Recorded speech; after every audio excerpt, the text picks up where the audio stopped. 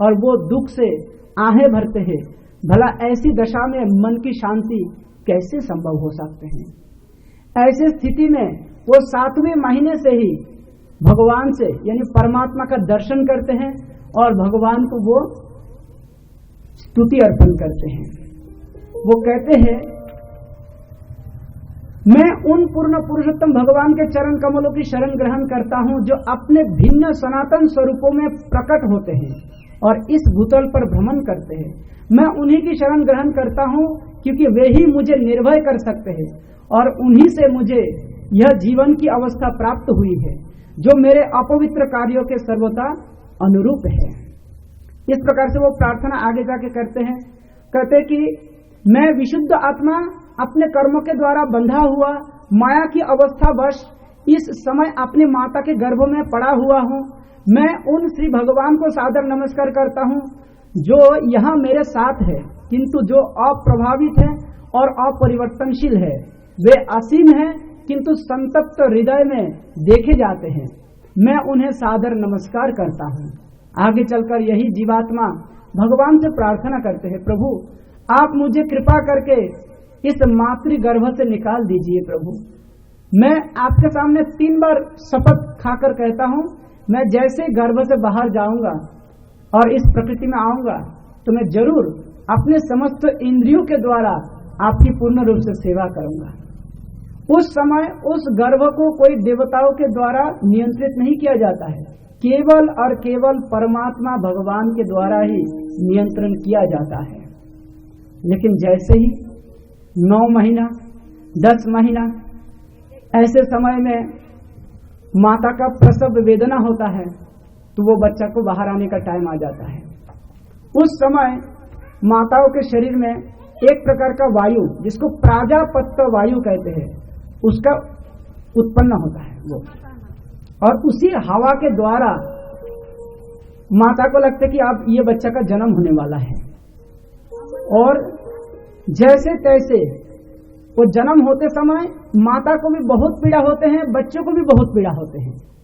कहते हैं कि माता का जो पीड़ा होते हैं वो ऐसा है कि मानो हमारे शरीर के 2-3 हड्डियां अगर किसी एक्सीडेंट में चूर हो जाए तो जितना तकलीफ होता है, एक बच्चों को जन्म देते समय उतना ही प्रसव वेदना अनुभव होते हैं। और इस स्थिति में कभी कभी माता का भी मृत्यु होता है, कभी कभी पुत्र का भी मृत्यु होता है, या कभी कभी माता पुत्र दोनों का मृत्यु होता है, या सौभाग्यवश ऐसा भी होता है कि दोनों बच जाते हैं। तो 4 स्थितियां पैदा हो सकते हैं, लेकिन अधिकतर ऐसा होते हैं कि भगवान की अद्भुत कृपा से मां और संतान दोनों ही स्वस्थ होते हैं। इस प्रकार से जब किसी भी संतान का जन्म होते हैं तो इसके बाद धीरे धीरे वो बहिरंग प्रकृति के आवरणात्मिका शक्ति के द्वारा सब कुछ भूल जाते हैं। ये आवरणात्मिका शक्ति मतलब भगवत विस्मृति का कारण है। जब आप भगवान को भूल नहीं जाएंगे तो इस जगत में भोगने का इच्छा आपको होगा ही नहीं।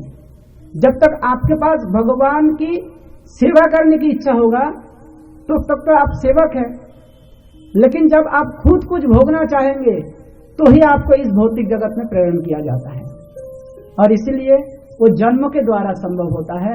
जन्म के समय आवरणात्मिका शक्ति किसी भी जीवात्मा के बुद्धि को भ्रष्ट कर देता है, और यहाँ पे आने के बाद अलग अलग बाकी जो लोग पहले से बुद्धि बिगड़ा हुआ है वो लोग हमें नया कुछ पहचान सिखाते हैं। पापा पापा, मम्मी मम्मी मम्मी ऐसे करके सिखाते हैं। देखो देखो मुझे पापा बोल रहा है, एक्चुअली वो पापा नहीं बोल रहा है। हो सकता है कि वो दर्द के मारे रो रहे होंगे, अब उसके मुंह से कुछ शब्द तो निकलना ही है, तो कुछ निकल गया है तो मम्मी उसका अर्थ बना लेते हैं, पापा उसका अपना अर्थ बना लेते हैं, दादाजी अपना अर्थ बना लेते हैं। देखो दादा बोल दिया है। वो बेचारा मजबूर होकर ये सब सीखते हैं। तो इसके बाद धीरे धीरे वही बच्चा पूरा दुनिया में एक अनजान व्यक्ति की तरह हर चीज का पूछताछ करते हैं। छोटे बच्चों में ये प्रवृत्ति होता है कि ज्यादा प्रश्न पूछते हैं, मम्मी ये क्या है, पापा वो क्या है, ये ऐसा क्यों चल रहे हैं, वो ऐसा क्यों बोल रहे हैं। हर चीजों को बचपन से ही सुन सुन के वो अपने अंदर ये सारे नया स्थान की जानकारी अंदर भरते रहते हैं। और एक समय आता है 16 साल, 17 साल, 18 साल की उम्र हो जाते हैं, तब माता पिता अगर कुछ भी बोलते हैं तो बोलते कि मैं सब जानता हूं, तुम्हें बोलने का कोई आवश्यकता नहीं है, तुम नहीं जानते हो, हम तो जानते हैं सब। इस प्रकार से वो बाद में इतना अच्छा जानकारी व्यक्ति बन जाते हैं। तो कुल मिला के जब बच्चा अज्ञानी होते हैं तो सबसे पहले अंदर में उसके अंदर ईर्ष्या होता है, लोभ होता है, अपमान महसूस होता है, मिथ्या अभिमान होता है। इसलिए देखो बच्चा लोगों को थोड़ा सा आप धमकी देंगे वो रोना शुरू कर देता है। ये क्रंदन ही उसका अस्त्र है, रोने के माध्यम से वो पूरा दुनिया को जीत लेता है। और उसकी रोदन, उसकी हास्य, उसका चलना बोलना, इस आचरण से माता पिता बहुत ज्यादा मोहग्रस्त हो जाते हैं। उसका नामकरण होता है, नया नाम देते हैं, नाम भी एक प्रकार नहीं, टिंटू पिंटू कुछ भी नाम दे देते हैं, और वो मान जाते कि मैं वही हूं, ऐसा वो मान लेता है। उसको सिखाए जाते हैं ये तुम्हारे जो गुप्तांग है, तुम लड़का हो, तुम लड़की हो, इसलिए पैंट पहनो, कपड़ा पहनो, उसको सिखाए जाते हैं। तो धीरे धीरे सीखता है कि अच्छा इसको ढकना है।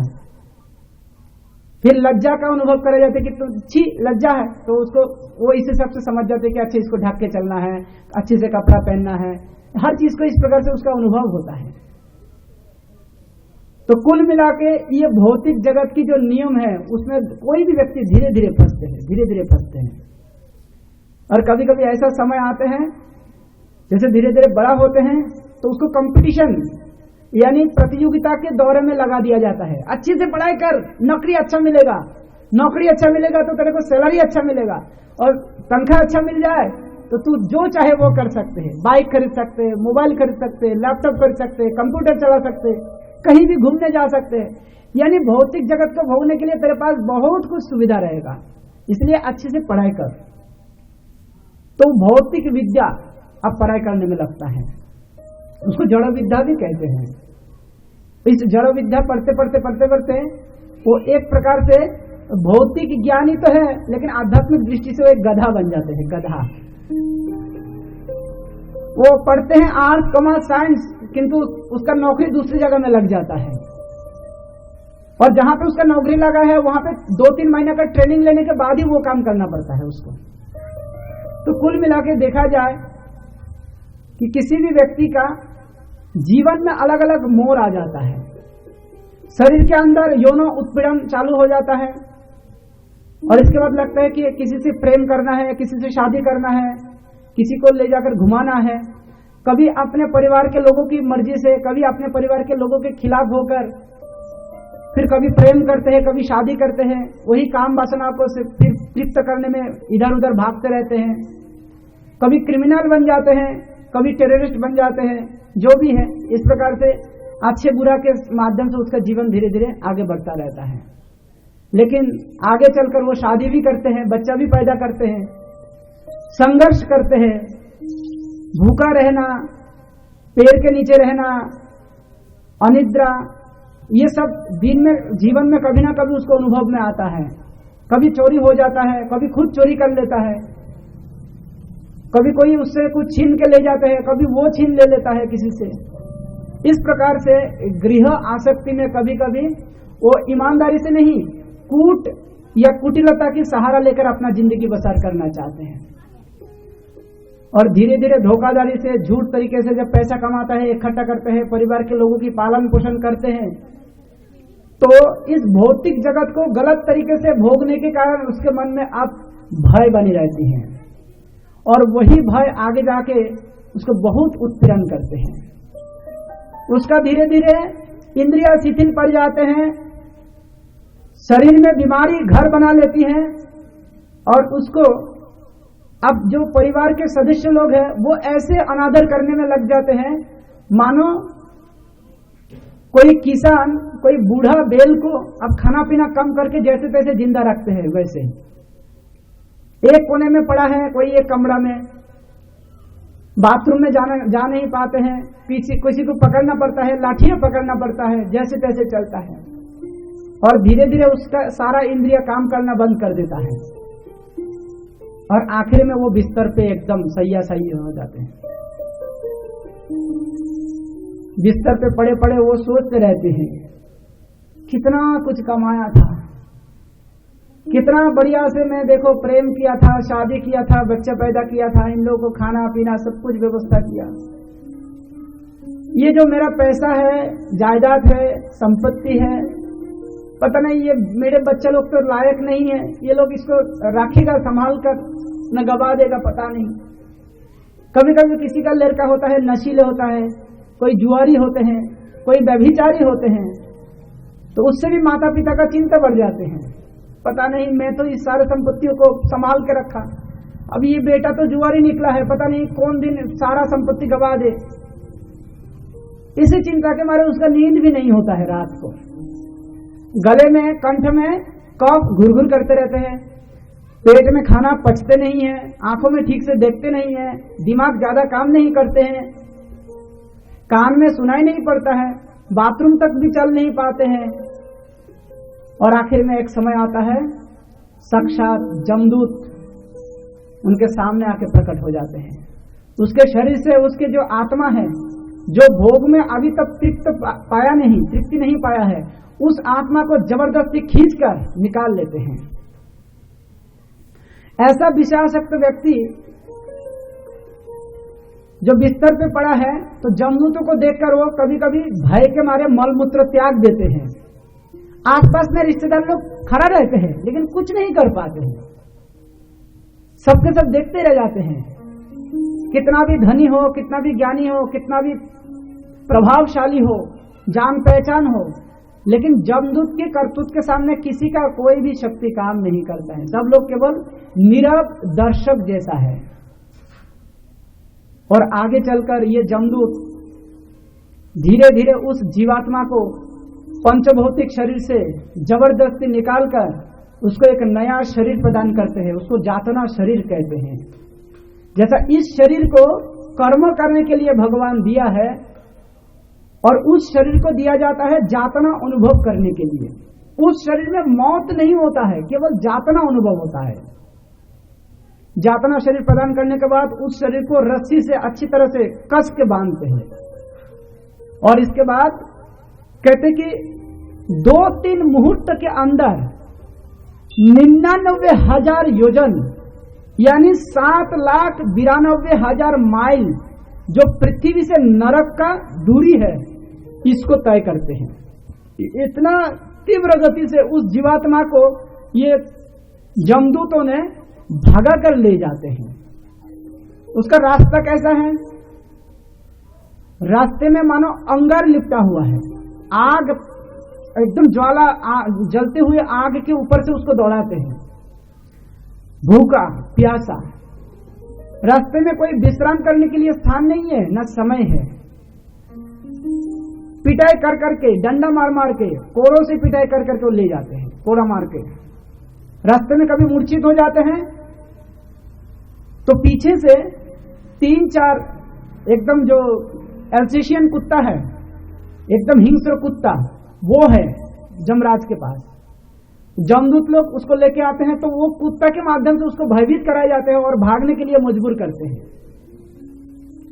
इस प्रकार से ये जमदूत लोग उसको जमराज के सामने ले जाकर प्रस्तुत करते हैं। और जमदूत की ये जो विचारशाला है, कोर्ट, वो कोर्ट हमारे हाई कोर्ट सुप्रीम कोर्ट जैसा नहीं है। ऐसा नहीं कि न्याय मिलेगा कि नहीं मिलेगा, वहां पे कोई वकील नहीं होता है। वहां पे जमराज के पास चित्रगुप्त है।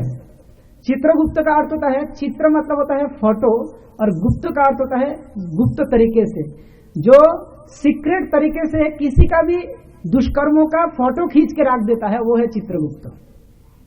तो कहते हैं कि चित्रगुप्त के पास पूरा रिकॉर्ड है। और चित्रगुप्त का इस काम में मदद करने वाले 14 सीसी फुटेज, सीसी कैमरा है, हमेशा ये एक्टिव रहता है। किसी भी व्यक्ति का हर करतूत को वो रिकॉर्ड करते हैं। तो जो जीवात्मा जब जमराज के पास हाजिर होते हैं, उन सीसी फुटेज को वहीं चला देते हैं वीडियो, और दिखा देते हैं कि तुमने ये किया है, देख लो, अभी देखो। तो वो 14 कैमरा कौन कौन है वो हम छठा स्कंद में आके सुनेंगे, अभी नहीं, वो बाद में आएगा। तो कहते हैं कि इसके बाद उस व्यक्ति, वो जीवात्मा, उसके पास अपनी बचाव के लिए कोई भी मार्ग खुला नहीं रहता है, केवल एक ही है, बस मुझे क्षमा कर दो, मैं बहुत गलती किया हूं, मुझे क्षमा कर दो। गलती का पूरा लिस्ट जमराज के पास रहता है। इसके बाद जमराज उसके किए हुए पाप के अनुसार सजा तय करते हैं। 28 कुंड हैं, नरक कुंड। अलग अलग कुंडों में अलग अलग पापों के कारण उसको ढकेल दिया जाता है और उस सजा को भोगने के लिए मजबूर करते हैं। ऐसा कुंड है जहां पे हाथी पहाड़ के ऊपर से उसको सूंड से लपेटकर फेंक देता है। ऐसा कुंड है जहां पे जो गन्ना की रस निकालते हैं, मशीन है, ऐसे ही किसी भी जीवात्मा को उस मशीन के अंदर घुसा देता है और दूसरी जगह से ऐसे घुमा घुमा के उसको निकालते हैं, जैसे गन्ना को निकालते हैं वैसे ही। लेकिन आश्चर्य की बात है, फिर भी वो शरीर से मृत्यु नहीं होता है, बस तकलीफ अनुभव करता है। इतना खतरनाक तरीके से मारा जाता है। जो शराब पीने में बहुत आदी हो गए हैं, उसको लोहे का जो तरल, लोहे को बिल्कुल तपाते हुए तरल बनाकर पानी की तरह उसको पीने के लिए मजबूर कर देते हैं।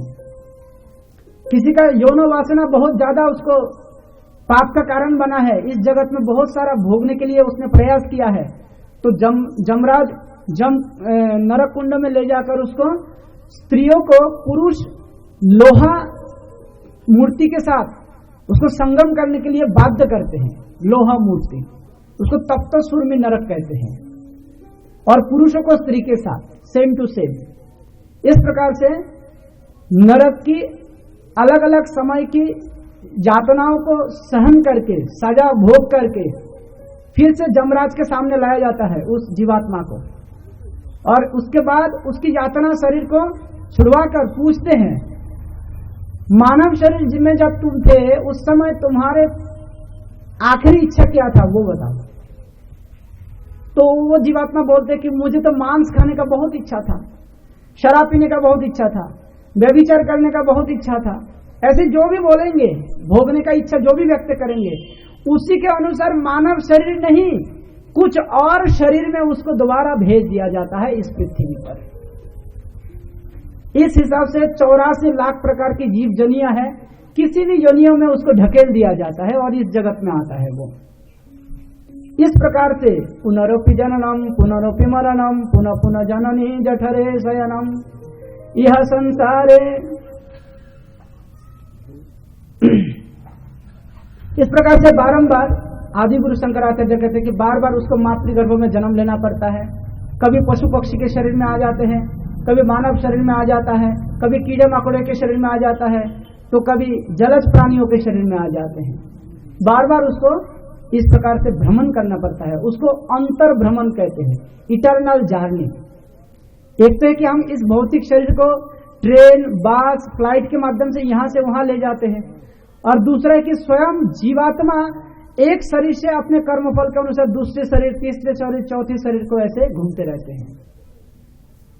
तो कुल मिला के जीवों की जो ये दशा है ये बहुत ही भयंकर है, ये भगवत विस्मृति कराने वाले हैं। इसलिए हमेशा भगवान की भक्ति में ही तत्पर होना जरूरी है। भगवान आगे जाके कहते हैं, हे माता जरा मेरे माया शक्ति का प्रभाव तो देखिए कैसे जीवों को भटकाते हैं।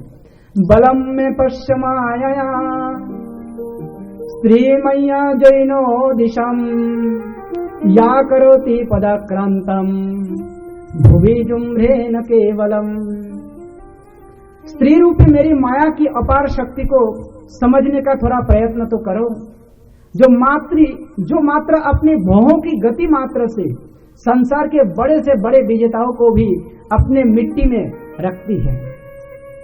ये भगवान की माया शक्ति का वर्णन हो रहा है। तो इसलिए कहते कि अगर भगवान की भक्ति में तत्पर होना है, जो योग की पराकाष्ठा को प्राप्त करना चाहते हैं, जिसने मेरी सेवा करके आत्म साक्षात्कार कर लिया है, उसे चाहिए कि वो कभी भी किसी आकर्षक स्त्री की संगति ना करे, क्योंकि शास्त्रों में घोषणा की गई है कि प्रगतिशील भक्तों के लिए ऐसे स्त्री नरक के द्वार है। श्री भगवान द्वारा निर्मित स्त्री माया स्वरूपा है और जो उसी माया की सेवाएं स्वीकार करके उसकी संगति करता है उसे यह भलीभांति समझ लेना चाहिए कि यह घास से ढके हुए अंधे कुएं के समान उसके मृत्यु की द्वार है।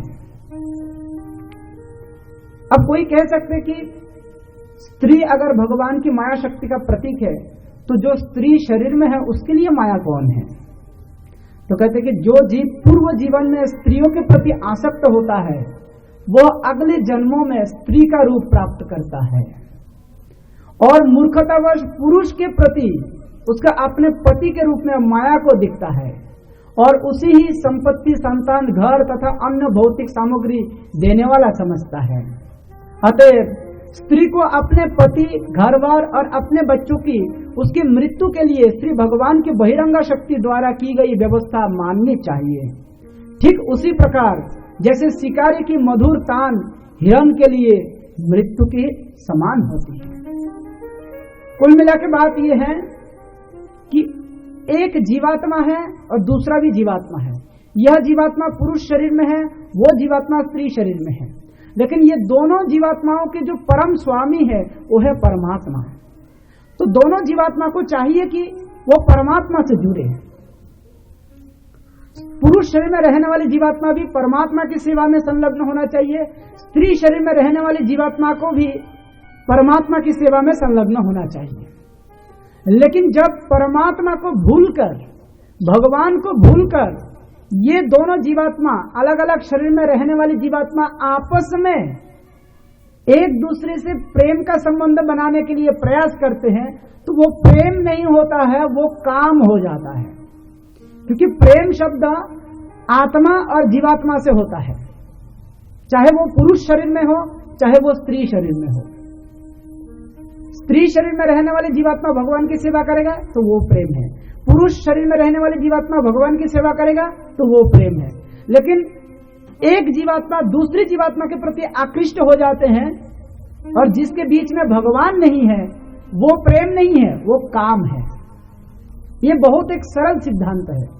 इसलिए भगवान की सेवा के निमित्त अगर कभी विवाह करे तो वो उचित है, लेकिन अपने इंद्रिय तृप्ति के लिए अगर कोई प्रेम करे कि कोई विवाह करे तो वो काम है, वो प्रेम नहीं है। इसलिए हर हालत में हर जीवात्माओं को भगवान की सेवा में प्रवृत्त होना आवश्यक है। इस प्रकार से देवाहुति माता की शोक और दुख और संशय ये सब दूर कर दिया है। तब देवाहुति माता अत्यंत प्रसन्न हो गए, प्रभु आपके भक्ति में मुझे तत्पर होना है। तो कहते हैं ब्रह्मा अजन्मा कहलाते हैं क्योंकि वे आपके उदर से निकलते हुए पुष्प कमल से जन्म लेते हैं और आप ब्रह्मांड के तल पर समुद्र में शयन करते रहते हैं। लेकिन ब्रह्मा ने भी केवल अनंत ब्रह्मांड के उद्गम स्रोत आपका ध्यान ही किया है। हे भगवान, यद्यपि आपकी निजी रूप से कुछ करना ही नहीं रहता, किंतु आपने अपनी शक्तियां भौतिक प्रकृति के गुणों की अंत क्रियाओं में वितरित कर दी है, जिसके बल पर दृश्य जगत की उत्पत्ति, पालन तथा संहार होता है। हे भगवान, आप दृढ़ संकल्प हैं और समस्त जीवों के लिए श्री भगवान हैं। आपने उन्हीं के लिए यह संसार रचा है और यद्यपि आप एक है किंतु आपकी शक्तियां अनेक प्रकार से कार्य करती है। यह हमारे लिए अकल्पनीय है। आपने मेरे उदर से पूर्ण पुरुषोत्तम भगवान के रूप में जन्म लिया है। हे भगवान, यह उन परमेश्वर के लिए किस प्रकार संभव हो सका जिनके उदर में यह संपूर्ण दृश्य जगत स्थित है? उसका उत्तर होगा कि ऐसा संभव है क्योंकि कल्प के अंत में आप वट वृक्ष की एक पत्ती पर लेटे जाते हैं, एक छोटे से बालक यानी बाल मुकुंद की भांति अपने चरण कमल के अंगूठे को चूसते हैं।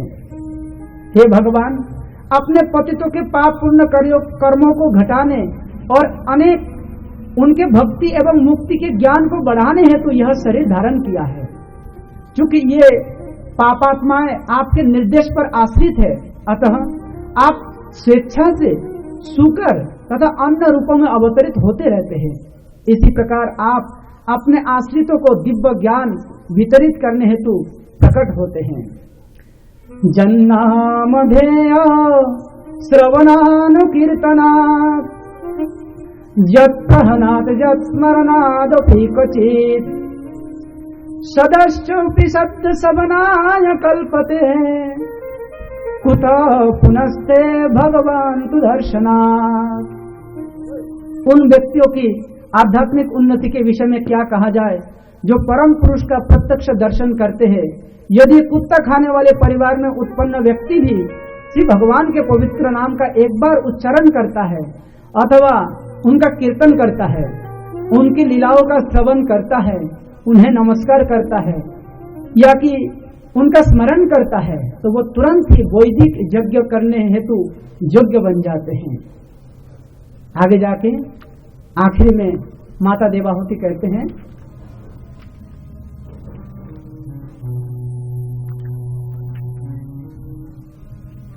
कि हे भगवान, आपने मेरे मुक्ति के लिए जो अनुग्रह किया है, इसलिए मैं आपके सामने कृतज्ञता व्यक्त करती हूँ। और इसके बाद माता को प्रसन्न करते हुए भगवान कौपिल उस आश्रम को छोड़कर सीधा पूर्व दिशा की तरफ आने लगे। और आप लोग जानते ही हैं कि भगवान कौपिल आगे बढ़ते हुए पूरा भारत भ्रमण करके बंग भूमि के जो गंगा सागर है वही संगम में जाके अपना आश्रम में वो नित्य तपस्या में निमग्न हो जाते हैं। वही गंगा सागर भगवान कपिल देव का आश्रम है। और इधर में माता देवाहुति अपना समस्त प्रकार के भोग ऐश्वर्य को त्याग करके न्यूनतम शरीर के लिए जितना आवश्यक है उतना ही वस्तु का उपयोग करते हुए साधना में तत्पर हो गए हैं और धीरे धीरे मुक्ति के राह पर अपने आप को सौंप दिया है। इस प्रकार से वो अपना मुक्ति का मार्ग प्रशस्त कर लिया है। जैसे उनके पति कर्दम मुनि ने आश्वासन दिया, जैसे भगवान ने उनको उपदेश प्रदान किया है और उसी के माध्यम से उन्होंने अपना स्त्री शरीर में रहते हुए भी इस भौतिक बंधन से मुक्त होकर भगवत धाम को प्राप्त किया है। हरे कृष्णा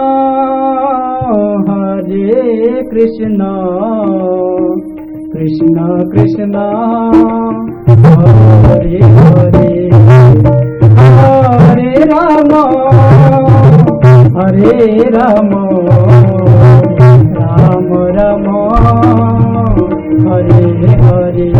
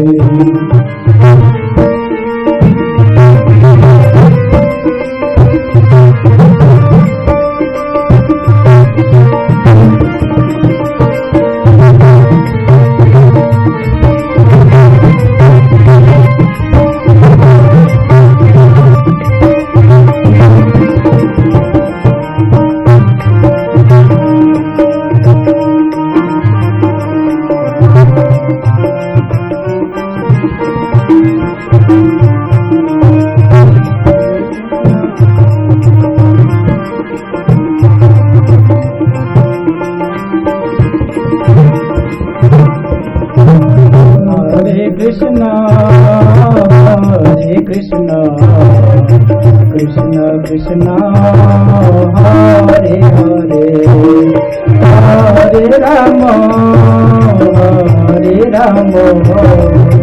राम राम हरे हरे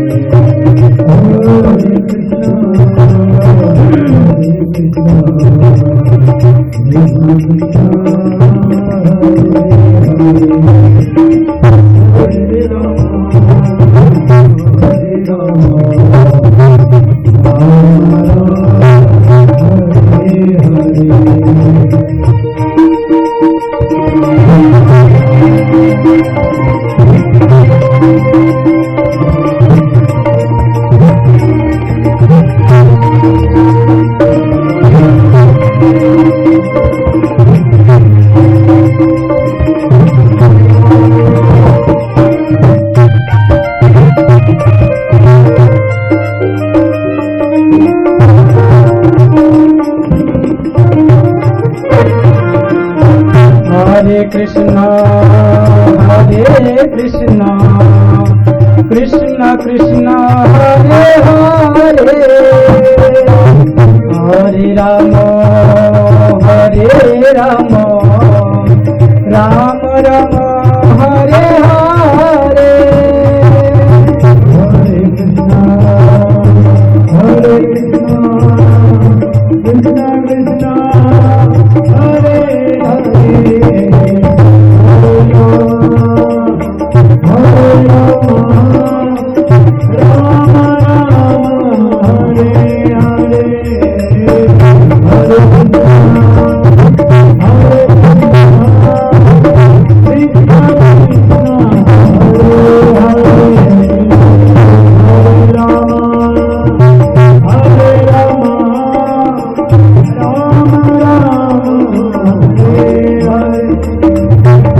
हरे कृष्णा हरे कृष्णा कृष्ण कृष्ण हरे हरे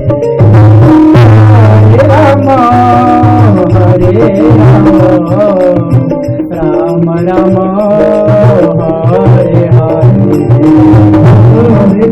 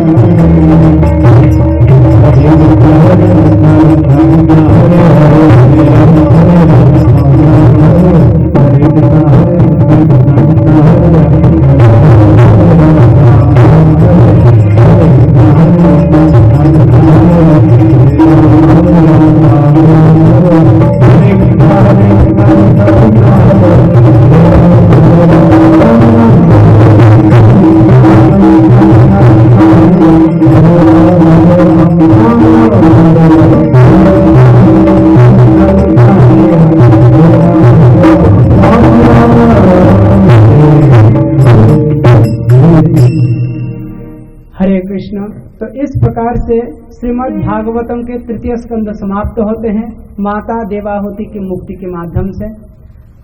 इसके बाद चतुर्थ स्कंद की शुरुआत होते हैं। यह चतुर्थ स्कंद में कुल 31 अध्याय है। इसमें 1449 श्लोक है, 1449। और इसमें 4 विषयों का वर्णन हुआ है, धर्म, अर्थ, काम, मोक्ष। सबसे पहला प्रसंग है धर्म। ये भगवान शिव जी के साथ प्रजापति दक्ष की जो विरोध, उसी के ऊपर आधारित है। इसके बाद आगे जाके आते हैं अर्थ, जो ध्रुव महाराज की चरित्र कथा है। और इसके बाद आते हैं काम, सब जीवात्माओं की कामना वासनाओं की पूर्ति के लिए भगवान पृथु की चरित्र आते हैं। और आगे जाके मोक्ष। ये उत्थानपाद महाराज के वंश परंपरा में प्राचीन बरही नाम का एक राजा और उनके ही पुत्र का नाम है 10 प्रचेता। ये प्राचीन बरही और प्रचेताओं की मुक्ति का प्रसंग है मोक्ष। तो आइए हम इसमें प्रवेश करते हैं। जैसा मैंने कहा था कि स्वयंभू मुनि के 2 पुत्र और 3 पुत्री, उनमें से एक पुत्री का वर्णन हो चुका है। अब आते हैं आकुति के विषय में। और आकुति के विषय में भी मैंने बता दिया कि उनका एक पुत्र है भगवान यज्ञ, और भगवान यज्ञ के बाद ये रुचि के साथ विवाह हुआ है तो भगवान यज्ञ हुआ है। और आगे जाके आते हैं प्रसूति, जो तीसरी कन्या है, उसके बारे में। उसका विवाह हुआ है दक्ष प्रजापति से, वो भी ब्रह्मा के एक संतान है। तो प्रसूति और दक्ष के माध्यम से उनके 16 कन्या उत्पन्न हुआ है। श्रद्धा, मैत्री, दया, शांति, तुष्टि, पुष्टि, क्रिया, उन्नति, बुद्धि, मेधा, तितिक्षा, लज्जा, मूर्ति, ये सब। तो सबसे पहले आते हैं श्रद्धा। श्रद्धा, इनका विवाह हुआ है धर्म से। धर्म को एक नहीं, 1 2 3 4 5 6 7 8 9 10 11 12 13 पुत्री का विवाह धर्म से हुआ है। तो अलग अलग संतान उत्पन्न हुआ है। श्रद्धा और धर्म के साथ जो संतान हुआ है वो है शुभ। मैत्री और धर्म के साथ हुआ है प्रसाद। दया और धर्म के साथ जो संतान हुआ है वो है अभय। शांति और धर्म के साथ जो संतान उत्पन्न हुआ है वो है सुख। तुष्टि और धर्म के साथ जो संतान उत्पन्न हुआ है वो है मूढ़। पुष्टि और धर्म के साथ जो संतान उत्पन्न हुआ है उसका नाम है स्मय। क्रिया और धर्म के साथ जो संतान उत्पन्न हुआ है उसका नाम है योग। उन्नति और धर्म के साथ जो संतान उत्पन्न हुआ है उसका नाम है दर्प। बुद्धि और धर्म के साथ जो संतान उत्पन्न हुआ है उसका नाम है अर्थ। मेधा और धर्म के साथ जो संतान उत्पन्न हुआ है उसका नाम है स्मृति। तितिक्षा और धर्म के साथ जो संतान उत्पन्न हुआ है उसका नाम है क्षेम। लज्जा और धर्म के साथ जो संतान उत्पन्न हुआ है उसका नाम है प्रश्रय। और आखिरी में जो पुत्री है उसका नाम है मूर्ति। उसके साथ धर्म का विवाह हुआ है, उससे उत्पन्न हुआ है भगवान नर नारायण। ये जो नर नारायण भगवान है, इनका जन्म जब हुआ है तो आकाश मार्ग में देवता लोगों ने पुष्प वर्षा की है और उन लोगों ने नृत्य भी किया है भगवान की प्राकट्य में। ये नर नारायण भगवान उत्पन्न होने के बाद सबको शुभ दृष्टि प्रदान करते हुए तपस्या करने के लिए बद्रिकाश्रम की ओर चले गए हैं। इसके बाद बाकी 14 नंबर की जो कन्या है प्रसूति का, उसका नाम है स्वाहा। ये अग्निदेव के साथ विवाह किया गए हैं। इससे 3 पुत्र उत्पन्न हुआ है, पावक, पवमान, सूचि। 3 पुत्रों से आगे जाके 45 संतान प्राप्त किया गया है। तो कुल मिला के 45 और 1 अग्निदेव स्वयं और 3 पुत्र, ये कुल मिला के 49 अग्निदेव हो गए हैं। और 15वां नंबर की जो पुत्री है उसका नाम है स्वधा। ये स्वधा के माध्यम से ये पितरगणों को दिया गया है। इसके माध्यम से 2 पुत्री उत्पन्न हुआ है, बोयुनी और धारिणी। और आखिरी जो पुत्री है उसका नाम है सती। ये विवाह हुआ है शिव जी के साथ, लेकिन इससे कोई संतान नहीं आया। देखो 15 पुत्री से संतान हुए हैं, लेकिन आखिरी पुत्री जो लाडली होते हैं किसी भी माता पिता के लिए, उससे कोई भी संतान नहीं हुआ है। क्यों? तो कहते कि वो दक्ष के साथ सती की जो स्वामी है भगवान शिव जी, उनका विरोध हो गया था। दामाद और ससुर के विरोध में बेटी को आत्महत्या करनी पड़ी। तो इसी वजह से वो युवती अवस्था में मृत्यु को प्राप्त हुई, तो उसका कोई संतान इसीलिए नहीं हुई। विदुर जी को यह प्रसंग बहुत रोचक लगा। विदुर जी मैत्रेय से कहते हैं कि प्रभु आप इसको विस्तार से बताइए, ये ससुर दामाद का कैसे झगड़ा हो गया, इसके पीछे क्या कारण है, जिसके लिए सती जैसी पुत्री को अपना जीवन आहुति देनी पड़ी, इसके पीछे क्या कारण है। तो इसी को लेकर ही ये धर्म का प्रसंग शुरू होता है। अब मैत्रेय मुनि कहते हैं, एक बार की बात है, ब्रह्मा जी ने अपने ही पुत्र दक्ष प्रजापति को समस्त देवता, लोकपाल, दिक्पाल, प्रजापति, विश्वदेव, साध्यदेव आदि समस्त देवताओं के अध्यक्ष बना दिया। खास करके जो लोग प्रजापति होते हैं उनके अध्यक्ष बना दिया। यह प्रजापति का पद देवताओं से बहुत ऊंचा होते हैं, मानो ब्रह्मा जी के बाद ही उनका पद होता है, इतना बड़ा पावर है। जैसे प्रधानमंत्री के बाद होम मिनिस्टर, गृह मंत्री का पावर होते हैं, वैसे तो कहते हैं कि जब उनका नाम घोषणा हुआ है कि आज से तुम प्रजापति का अध्यक्ष है, तो दक्ष को लगा कि एक सभा में मुझे सम्मानित किया जाएगा, सभा का आयोजन किया जाए। सभा का आयोजन हुआ है, उस सभा में ब्रह्मा जी और शिव जी भी आए हैं, और ये दोनों अपने अपने आसन पर बैठे हुए हैं। समस्त देवता लोग आए हैं, वो लोग प्रतीक्षा कर रहे हैं कि अध्यक्ष महोदय कब सभा में पधारेंगे। कुछ समय बाद में एकदम चमचमाते हुए दक्ष उस सभा में प्रविष्ट होते हैं। जैसे दक्ष उस सभा में आया तो देखते ही देखते समस्त देवता लोग, अलग अलग प्रकार के देवता सब खड़ा होकर प्रजापति अध्यक्ष जी को अभिवादन किया है, सम्मान प्रदान किया है। दो व्यक्ति अपने आसन से बिल्कुल नहीं हिला, उसमें एक है ब्रह्मा जी और दूसरा है शिव जी। ब्रह्मा जी ने इसलिए खड़ा नहीं हुआ क्योंकि यह ब्रह्मा का अपना संतान है, उसको यह पोस्ट ब्रह्मा जी ने दिया है, इसलिए ब्रह्मा जी खड़ा नहीं हुआ। तो इससे दक्ष का कोई दिक्कत नहीं हुआ है, उसको असम्मान महसूस नहीं हुआ है। लेकिन ब्रह्मा जी के कहने पर अपने ही लाडली बेटी सती को शिव जी को प्रदान किया गया है। शिव जी के साथ सती का विवाह हुआ है, तो इसका अर्थ है कि दक्ष इस शिव जी के ससुर हुआ है। तो ससुर और दामाद में ससुर भौतिक दृष्टि से सम्मान के हकदार है। तो दक्ष इस हिसाब से सोचने लगे कि मैं जब इस सभा में आया हूं तो शिव मेरे लिए दामाद के समान है, दामाद ही मेरा बेटा जैसा है, तो इनको चाहिए कि वो मेरी उपस्थिति में आसन छोड़कर खड़ा हो जाए और मुझे सम्मान करे। लेकिन उसने नहीं किया है।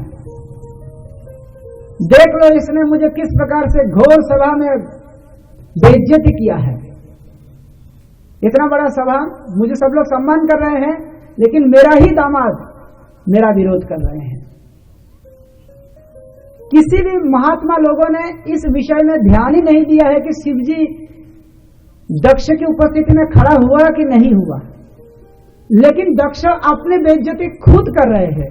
सबकी और ध्यान आकर्षित करके खुद बोलने लग गए, कहने लगे कि देखो इस बड़ी सभा में किस प्रकार से मुझे बेइज्जती किया जा रहा है, असम्मान किया जा रहा है।